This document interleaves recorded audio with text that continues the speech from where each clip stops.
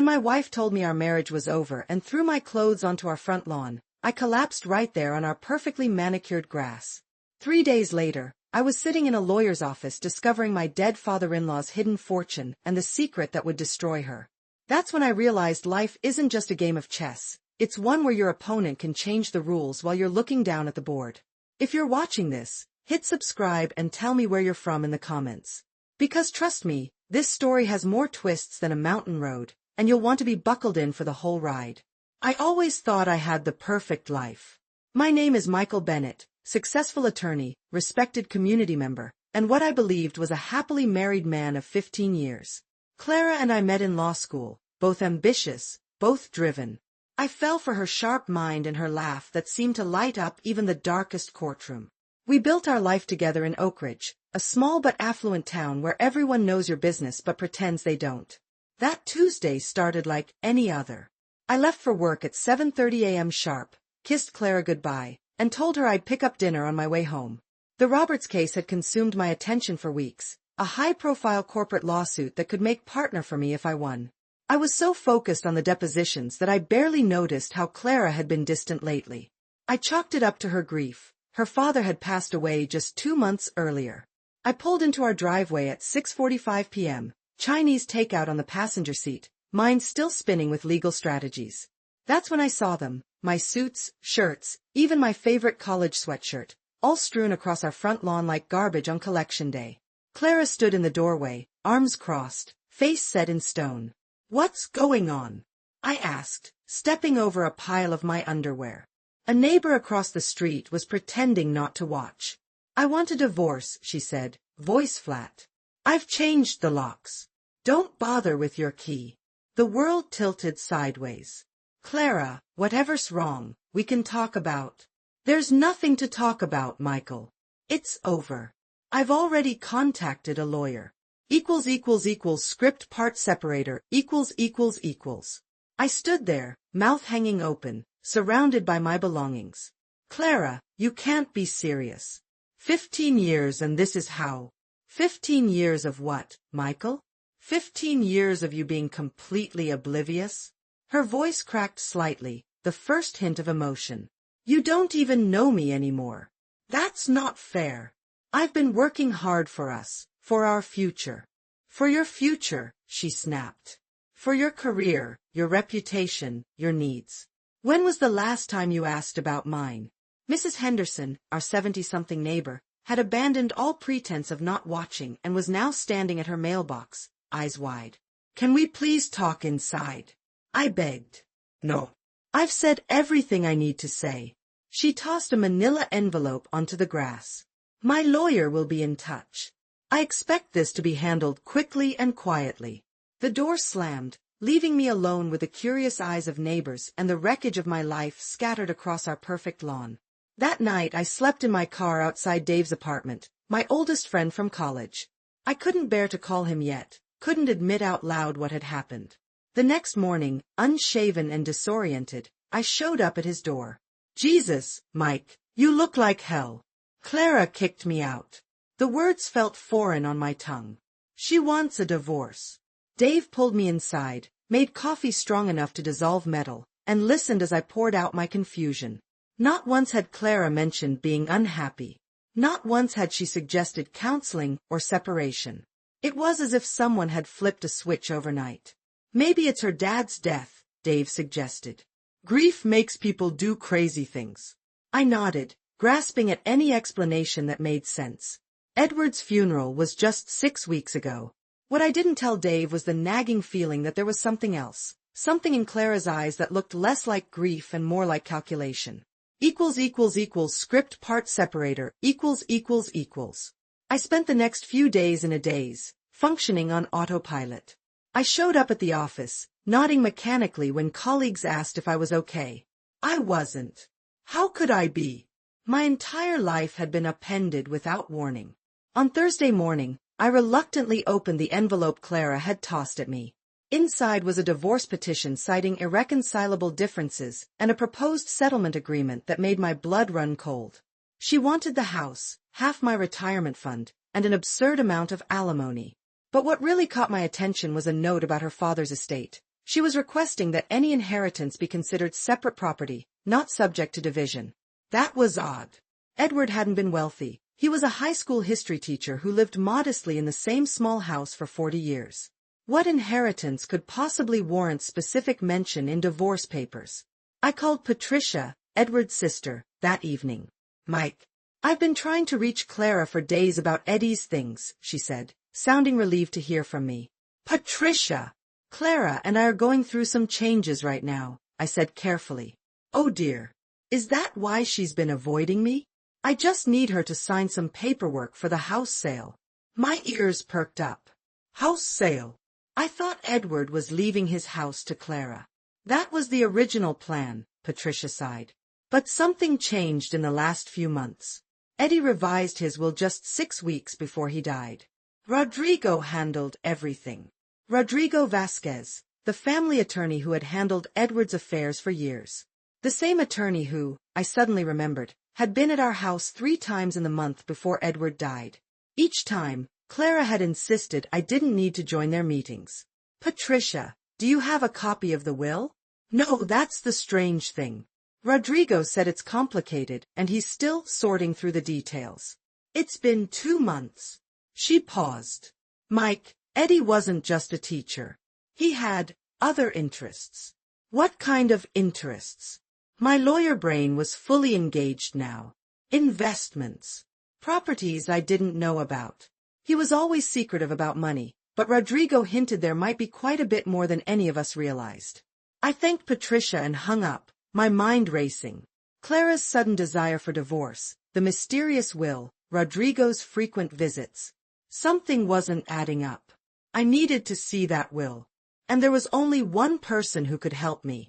Script part separator, The next morning, I called in sick to work for the first time in 3 years.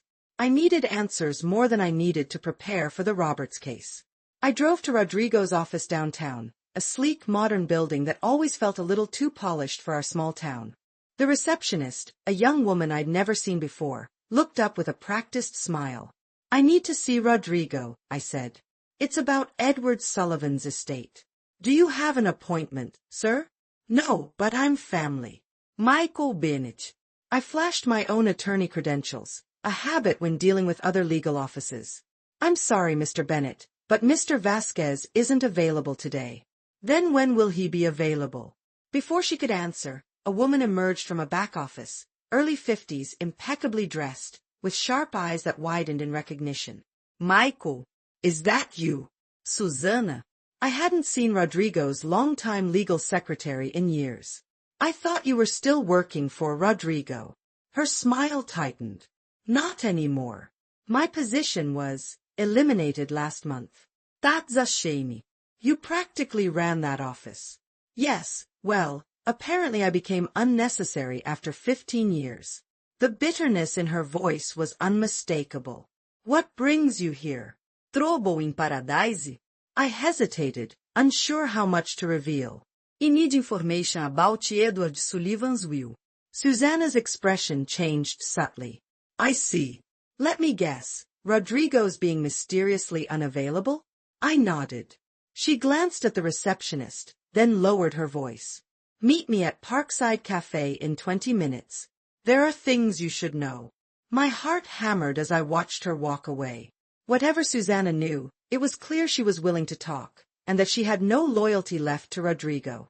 At the cafe, Susanna didn't waste time on pleasantries. Your father-in-law's estate isn't what everyone thinks, she said, stirring her coffee mechanically. And neither is your wife's relationship with my former boss. Script part separator, I sat with the stack of documents Susanna had provided, spread across Dave's coffee table late into the night. What began as suspicion had crystallized into something darker. Edward Sullivan, mild-mannered history teacher by day, had quietly amassed a small fortune through real estate investments spanning 30 years. Properties in 3 states, offshore accounts, and a particularly valuable parcel of commercial land that had recently been approved for development. This doesn't make sense, I muttered, comparing dates. According to these papers, Edward changed his will just 2 weeks before he died. Dave handed me another coffee. People do that when they're sick. don't they? But he wasn't sick. He had a heart attack suddenly, no warning. I picked up another document. And look at this beneficiary change form for his life insurance. Clara is now the sole beneficiary, removing Patricia completely. So what? He left everything to his daughter. That's normal. Issue my head. Edward adored his sister. They were incredibly close after their parents died. He wouldn't have cut her out completely. Itapé de signature de document. And this doesn't even look like Edward's signature. De realization hit like a physical blow. Clara and Rodrigo hadn't just been having meetings. They'd been planning something. The timing of our divorce suddenly made perfect sense.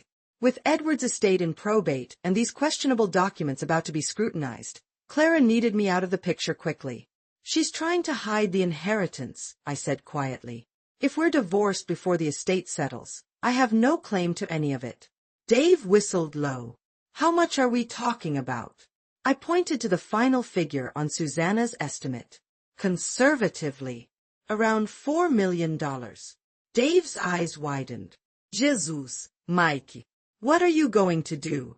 I gathered the papers carefully, a plan already forming. I'm going to file an emergency petition with the probate court tomorrow. And then I'm going to find out exactly what happened in those meetings between my wife and Rodrigo. Script part separator equals. The next morning, I marched into the courthouse, emergency petition in hand. My hands trembled slightly, not from fear, but from a cold anger that had settled in my bones overnight. Mr. Bennett, you're filing this pro se? The clerk raised an eyebrow at seeing an attorney representing himself. Yes. And I need an emergency hearing date. Judge Harmon has a slot tomorrow at 9 a.m. Perfect. Less than 24 hours for Clara and Rodrigo to prepare. The element of surprise was my only advantage. Back at Dave's apartment, my phone rang, a number I didn't recognize. Michael Bennett, I answered cautiously. Mr. Bennett, this is Detective Wilson with Oak Ridge PD. I'd like to ask you some questions about threats allegedly made against your wife. My blonde code. Threats. I haven't threatened anyone. Mrs. Bennett has filed a police report claiming you've been harassing her since she asked for a divorce. She's seeking a restraining order. The pieces click into place. Clara was moving to discredit me before I could challenge the will. Detective, I haven't contacted my wife since she locked me out 4 days ago. I believe this is related to some financial irregularities I've discovered in her father's estate. Financial irregularities? His tone shifted slightly. Yes. I've just filed an emergency petition with the probate court. I believe my wife and her attorney may have falsified documents. After answering the detective's questions, I called Susanna. They're trying to get a restraining order against me. I'm not surprised, she replied. But I found something else. Rodrigo created a shell company last year, Sullivan Properties LLC. Guess who the only shareholders are? Rodrigo and Clara, I said, the betrayal cutting deeper. Bingo. And 2 days after Edward died, they transferred all his property deeds to the LLC. I felt sick. This wasn't just about hiding money from me in the divorce. This was fraud, possibly forgery, and it had likely started while Edward was still alive. Script part separator equals. The hearing was set for 9 a.m. I arrived at the courthouse at 8:15, rehearsing my arguments, clutching the folder of evidence Susanna had provided. My hands were steady now, my purpose clear. Spotted Clara de Rodrigo in the alve, heads bent close together. They hadn't seen me yet. Clara wore a tailored black dress, her courtroom outfit, the one she knew made her look both vulnerable and professional. Rodrigo had his hand on her lower back, a gesture too intimate for attorney and client. They looked up simultaneously as I approached. Clara's face pallid. Rodrigo's expression hardened into something predatory. Michael, Rodrigo said smoothly, straightening his tie. This is irregular. We should be negotiating through proper channels. Like the proper channels you use to create Sullivan Properties LLC. I kept my voice level, watching their reaction. Clara's eyes widened fractionally, confirmation enough. I don't know what you're talking about, she said, but her voice lacked conviction. I think you do. And so does Patricia. Ainda Detective Wilson. I'm guessing that's why your request for a restraining order was denied. Rodrigo stepped forward. You're making serious accusations without evidence, counselor. Tread carefully. I have evidence, Rodrigo. Quite a lot of it, actually. Including Susanna's sworn statement about the documents you asked her to prepare. Clara's hand clutched Rodrigo's arm. You said she wouldn't talk, she hissed. It was the first crack in their united front, and it was all I needed. Inside the courtroom, Judge Harmon, a no-nonsense woman with 30 years on the bench, called us to order. Mr. Bennett, I understand you're representing yourself in this matter? Yes, Your Honor. Proceed with your emergency petition. Script part separator ===. I took a deep breath and addressed the court. Your Honor, I'm petitioning for an immediate freeze of all assets connected to Edward Sullivan's estate, including those transferred to Sullivan Properties LLC. I glanced at Clara, whose jaw tightened. I have reason to believe documents were falsified and signatures forged. Rodrigo shot to his feet. Your Honor, these are baseless accusations. Mr. Bennett is clearly retaliating against his wife for filing for divorce. Judge Harmon peered over her glasses. I'll be the judge of what's baseless, Mr. Vasquez. Mr. Bennett, your evidence? I approached the bench with my folder.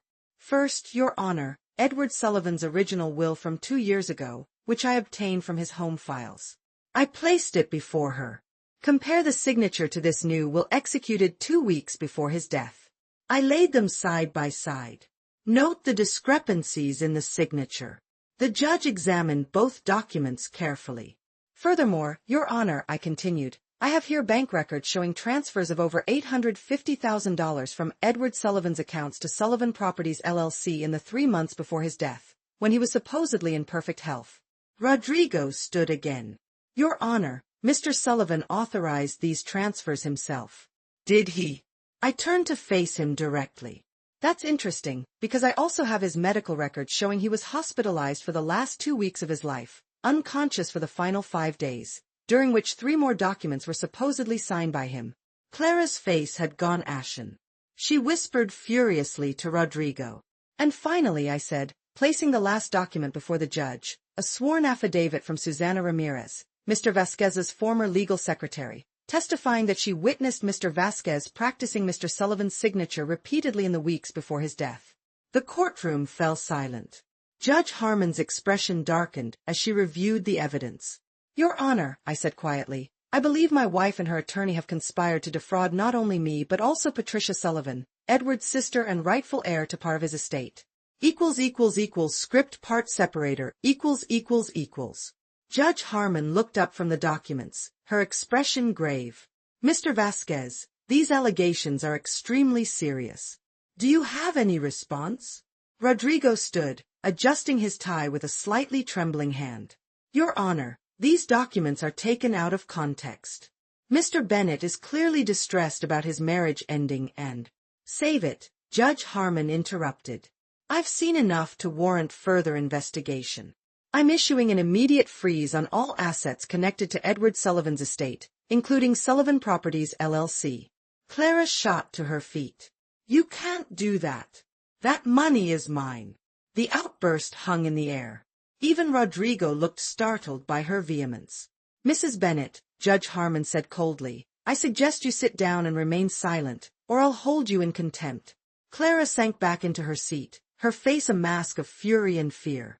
Furthermore, the judge continued, I'm referring this matter to the district attorney's office for investigation of potential criminal charges including fraud, forgery, and elder financial abuse. Rodrigo pallid. Your Honor, there's been a misunderstanding.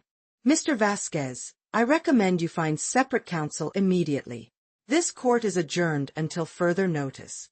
As we filed out of the courtroom, I caught Clara's eye. The woman I'd married, loved for 15 years, looked at me with pure hatred. You've ruined everything, she hissed. No, Clara. You did that yourself. Outside the courthouse, Susanna was waiting. How did it go? Judge froze the assets and is referring it to the DA. Susanna nodded grimly. Good. But this isn't over, Michael. They won't give up $4 million without a fight. I know. But at least now we're fighting on even ground. Script part separator equals. The next 3 weeks passed in a whirlwind of legal maneuvers. Clara's divorce petition was put on hold pending the outcome of the criminal investigation. I moved from Dave's couch to a small apartment downtown, trying to rebuild some semblance of normalcy.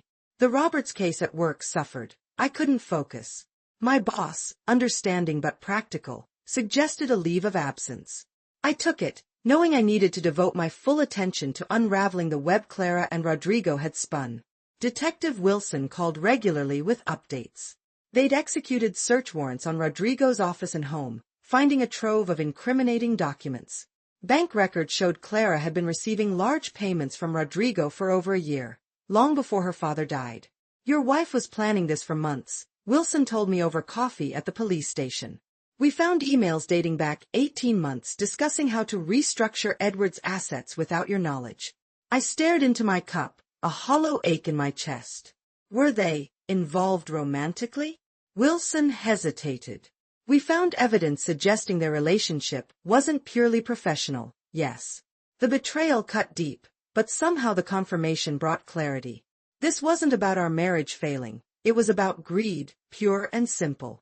Meanwhile, Patricia had joined forces with me, equally determined to uncover the truth about her brother's estate. She provided family photos, birthday cards, anything with Edward's authentic signature to help document the forgeries.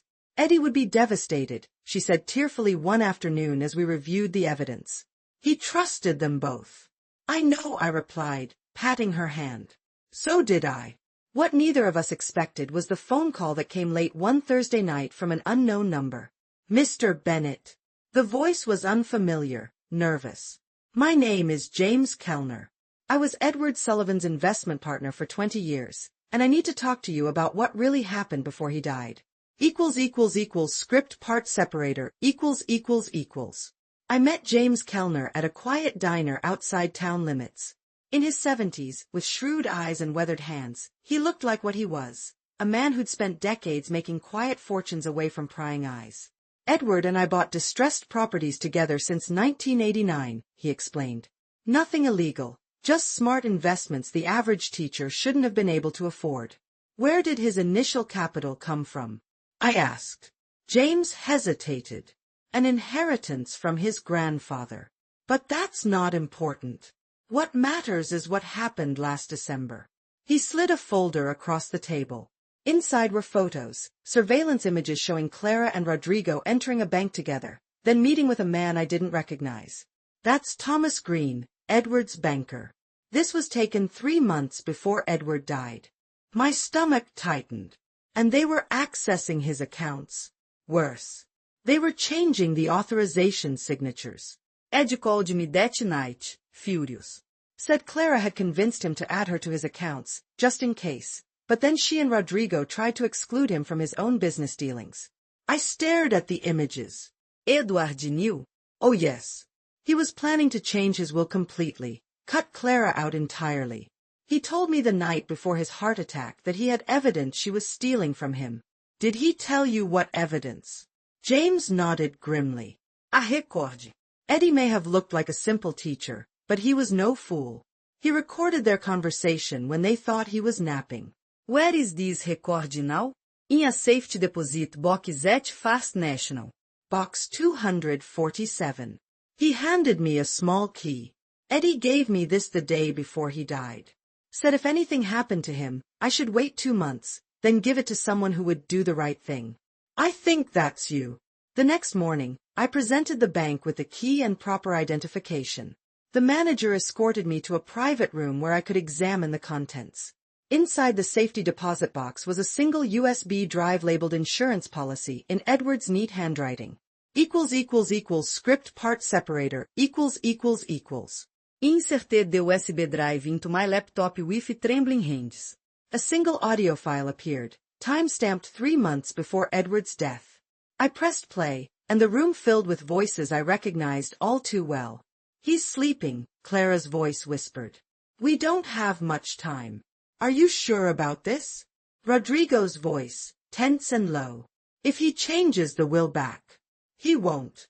The doctor says his heart is worse than they thought. We just need to make sure everything's in place before.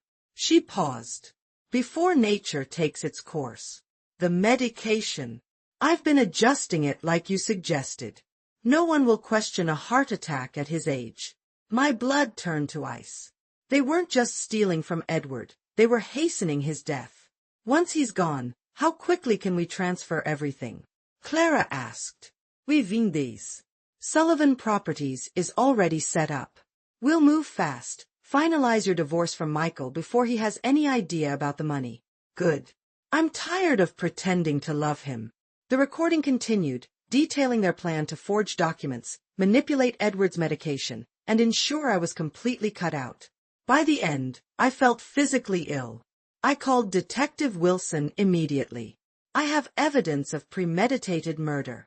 2 hours later, I sat in the police station, watching Wilson and the DA listen to the recording, their faces growing grimmer by the minute. This changes everything, the DA said finally. We're looking at conspiracy to commit murder, not just financial fraud. Will it be enough? I asked. Wilson nodded. With this and the evidence we already have. Absolutely. We'll get warrants immediately.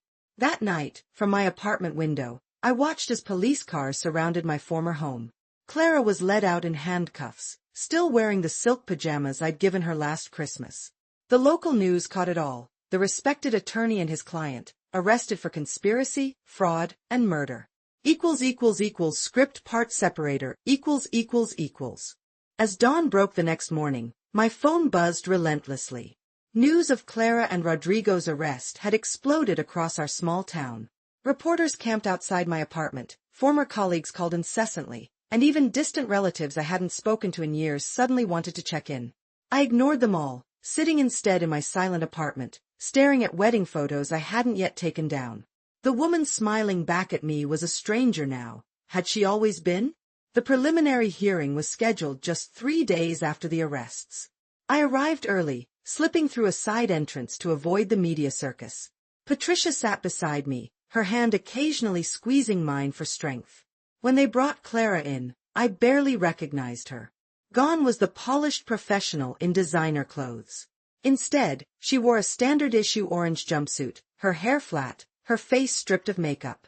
Our eyes met briefly, hers flashed with something between hatred and fear before darting away. Rodrigo entered separately, his attorney already frantically whispering in his ear. He looked smaller somehow, diminished without his expensive suit and practiced confidence. The charges were read aloud: conspiracy to commit first-degree murder, elder abuse, grand theft, forgery, fraud. The list seemed endless. When the judge asked for their pleas, Clara's not guilty came out strong, defiant. Rodrigo's was barely audible. The state requests both defendants be held without bail, the prosecutor announced. We have substantial evidence they were planning to access offshore accounts and flee the country. The defense attorneys objected vigorously, but the judge was unmoved. Bail denied for both defendants. Next hearing set for 2 weeks from today. As they led Clara away, she turned suddenly, her eyes locking on mine.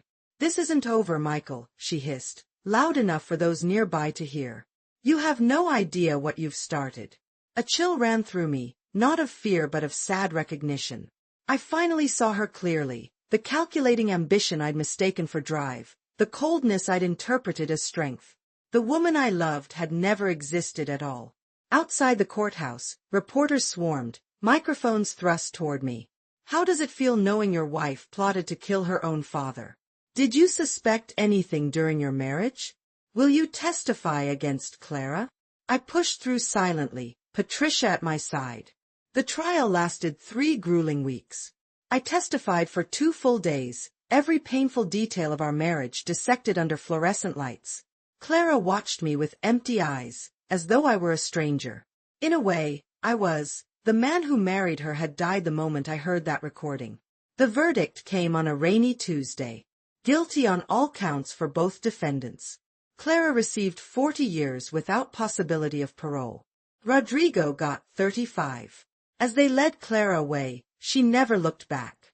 Edward's true will was located in his desk at school, A simple document leaving everything equally to Clara and Patricia. With a fraudulent will invalidated, Patricia insisted we split the inheritance 3 ways, her, me, and a scholarship fund in Edward's name. 1 year later, I stood at Edward's grave with fresh flowers. "I'm sorry I didn't see it," I whispered. "But she'll never hurt anyone again." My phone buzzed. My date waiting at the restaurant. Not a romantic evening, just coffee with someone who understood loss. Patricia had introduced me to her friend Sarah, another victim of betrayal. Life moves forward, even when we think it can't. I placed the flowers gently on Edward's grave and walked away, leaving the past buried where it belonged. When someone shows you who they are, believe them the first time. But when they reveal a monster, make sure justice is served.